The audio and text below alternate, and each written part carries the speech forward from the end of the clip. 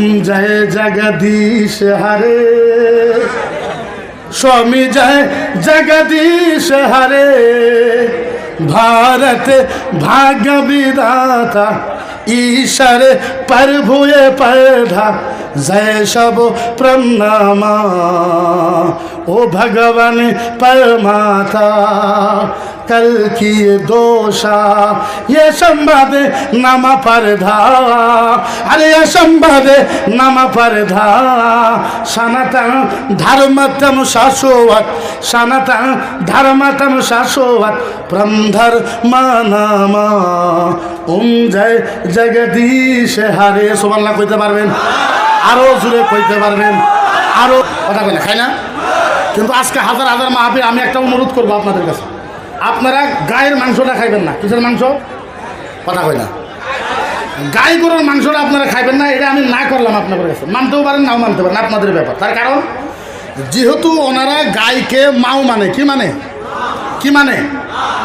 মা বলে মান এখন দেখেন প্রশ্ন হলো কথাটা হইল আমরা তো আমি হাজার হাজার মাহফিলে বলেছি গাই গরু খাবেন না কিন্তু ওদের প্রশ্ন দেখেন আজকে আপনি গাই গরু খান ওদের মা আপনি যদি কালকে বলদ গরু খাবার চান এখন বলদ ওদের ভগবান বলদ কি ভগবান কালকে ছাগল খাইবেন ওরা কবে যে ডাঙরের খালা তারপরে মুরগি খাইবেন কবে যে ডাঙরের মাসি এই যে খাইবো কোন কচুরে আমরা কিছু দানা খাওয়া লাগবে না নাই কথা বলে খাওয়া লাগবে না কিছু তো খাওয়া লাগবে আমার করে আপনি চিন্তা করে